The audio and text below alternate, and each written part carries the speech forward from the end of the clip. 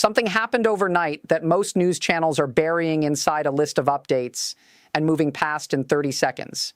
The United States military just used a weapon in combat for what appears to be the very first time in history. Not a weapon that has been deployed before in a different version. Not an upgrade to something familiar. A brand new bomb, the GBU-72 Advanced 5K Penetrator, 5,000 pounds of precision-engineered destruction, dropped on hardened Iranian missile sites along the coastline of the Strait of Hormuz. U.S. Central Command confirmed it in a post on their official account Tuesday evening that gathered 2.5 million views within hours. Multiple 5,000-pound deep penetrator munitions successfully employed on hardened Iranian missile sites along Iran's coastline near the Strait of Hormuz. That is the official statement.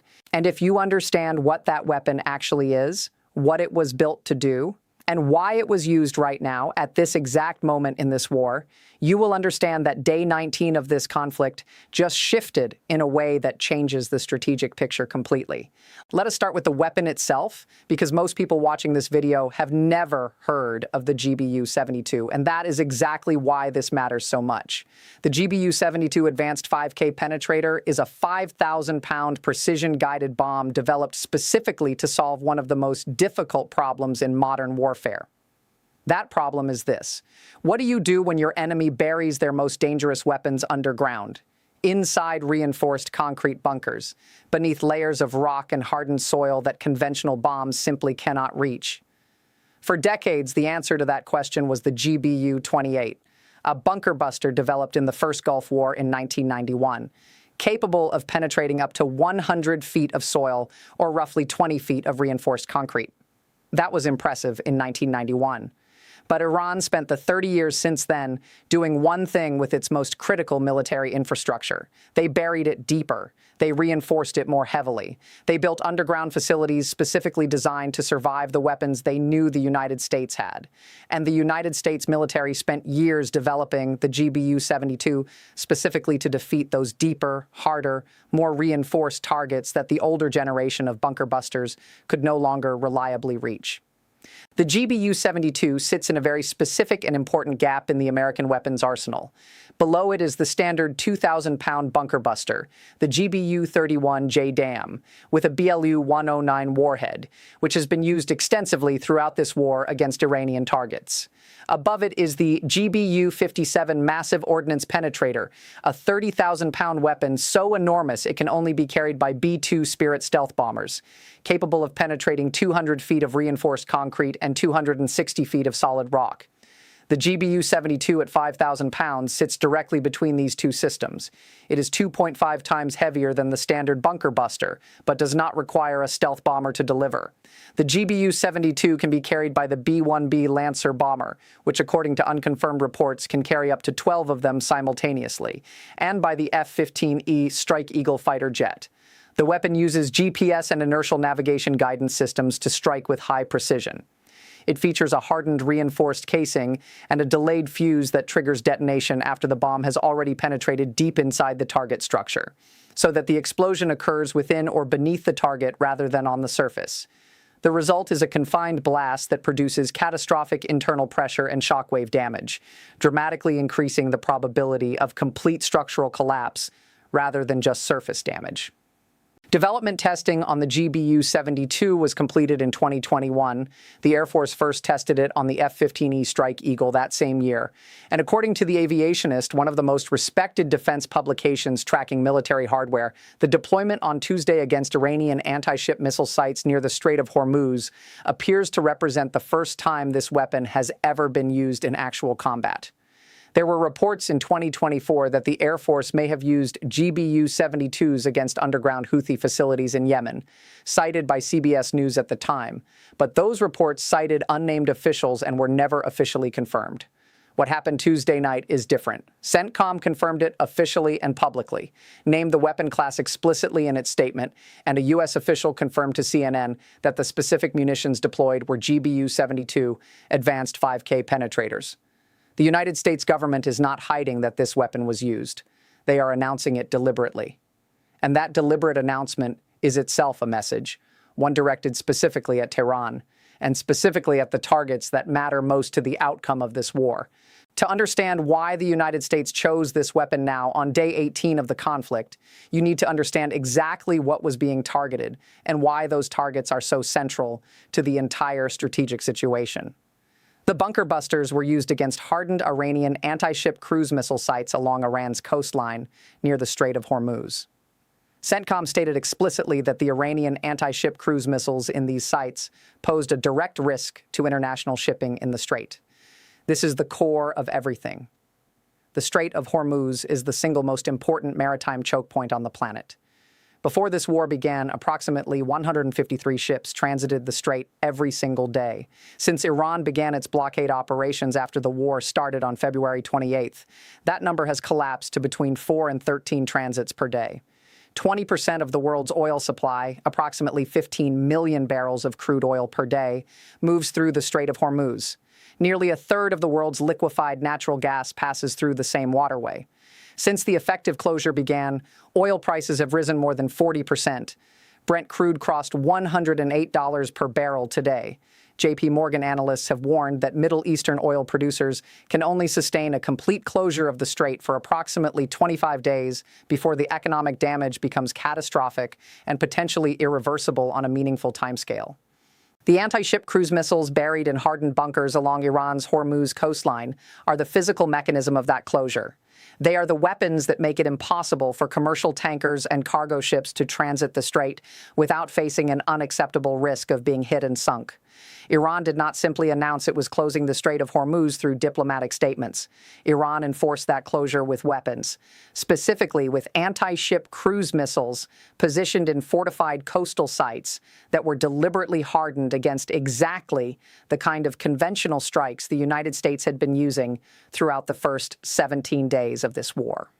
The standard 2,000-pound bunker busters being used extensively at other Iranian targets were not sufficient to reliably destroy these specific coastal missile sites. The sites were built to survive them, which is why the GBU-72 was brought in. The United States is now using a weapon that was specifically developed and tested over the past 5 years precisely for situations where the target is too well protected for anything smaller to reliably destroy. The message being sent to every Iranian military planner who built those sites is direct and unambiguous. There is no bunker deep enough. There is no reinforcement thick enough. There is no level of hardening that the United States military cannot overcome with the right weapon. Now let us talk about the broader picture of what Day 19 looks like, because the bunker buster deployment is happening alongside a cascade of other developments that together define the most significant single day of this war since the opening strikes on February 28th. Iran's intelligence minister Esmail Khatib was killed in an Israeli airstrike last night, confirmed this morning by Iranian President Masoud Pezeshkian himself, making this the third consecutive day on which a senior Iranian official has been eliminated. On Monday, it was Ali Larijani, Iran's most powerful surviving civilian official. On the same night, it was Basij commander Gholamreza Soleimani. On Tuesday night, it was intelligence chief Khatib, 3 of Iran's most senior surviving officials, killed on 3 consecutive nights in targeted operations in the heart of Tehran. The systematic decapitation of Iranian leadership that began on February 28th when Khamenei, the IRGC commander, the defense minister, and approximately 40 other officials were killed in the opening strike, has accelerated rather than slowed down as the war has continued. In response to the killing of Khatib, Iran fired cluster bombs over Tel Aviv overnight. 2 people were killed in central Israel. CNN witnessed what appeared to be a cluster munition impact over central Israel, with damage reported across multiple cities. Cluster munitions are weapons that disperse smaller submunitions across a wide area and are banned by more than 100 countries under international convention, though Iran and Israel have both declined to join that convention. The fact that Iran is deploying cluster munitions against civilian population centers in Israel reflects both the scale of Iran's retaliatory intent and the growing desperation of an arsenal that has been systematically targeted and degraded for 19 days. Drone and rocket attacks also resumed around the U.S. Embassy in Baghdad on Tuesday night, with Iran-backed militias claiming responsibility as part of what they describe as support for Tehran. Iran's IRGC issued evacuation orders today for people living near energy facilities in Saudi Arabia, Qatar, and the UAE. That is an extraordinary development. Iran is publicly warning civilians in 3 separate Gulf countries to leave the vicinity of energy infrastructure, which is a direct signal of intent to strike those specific locations. The IRGC is not issuing vague threats. They are issuing specific geographic warnings about specific categories of targets in specific countries. For Gulf governments and the international companies operating in those facilities, an official Iranian evacuation warning carries exactly the weight you would expect it to carry after 19 days of watching Iran follow through on its stated military intentions. Qatar's government formally condemned Israel's attack on Iran's South Pars gas field, the facility that produces approximately 40% of Iran's natural gas output and has major implications for global LNG supply. The South Pars attack and the bunker buster deployment near the Strait represent a coordinated U.S. and Israeli effort to hit Iran's energy production infrastructure and its maritime threat infrastructure simultaneously, squeezing both the revenue that funds Iran's war effort and the military capability that enforces the Hormuz closure. Director of National Intelligence Tulsi Gabbard testified before the Senate Intelligence Committee today, and her assessment of the current situation in Iran is worth examining carefully because it contradicts the picture of imminent Iranian collapse that some in the Trump administration have been projecting. Gabbard told the committee that the intelligence community assesses the Iranian regime to be intact, but largely degraded due to attacks on its leadership and military capabilities. She said Iran's conventional military power projection capabilities have largely been destroyed, leaving limited options.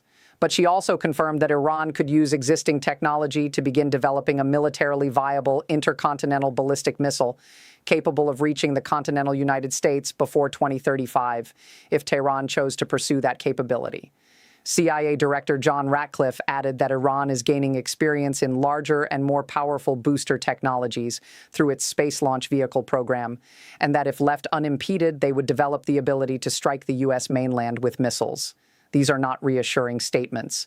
The intelligence community is telling Congress that Iran's conventional military has been largely destroyed, but that the regime itself remains intact, and that Iran retains the technological foundation to eventually build missiles capable of hitting American cities.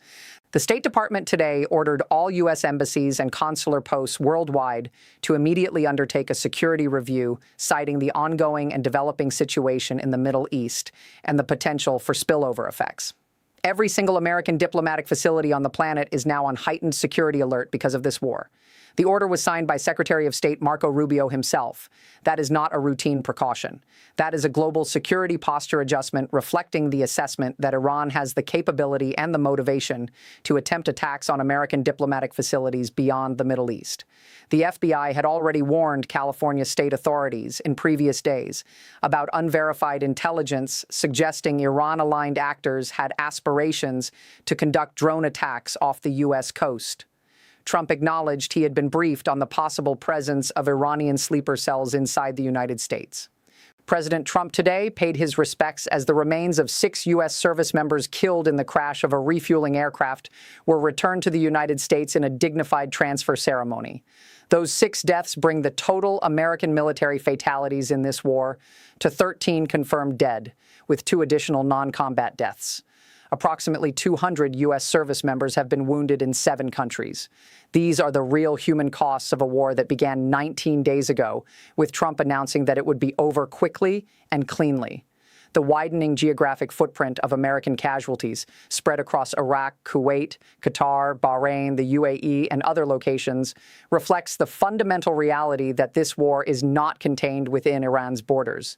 It is a regional conflict with American military personnel at risk across the entire Middle East. And now the United States has dropped a weapon in combat that has never been used in combat before.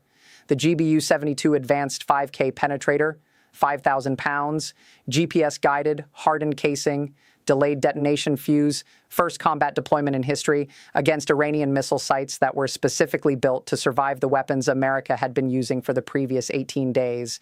The weapon that broke through is now on the table. The targets along the Hormuz coastline that were previously protected by their own hardened construction are now vulnerable in a way they were not before Tuesday night.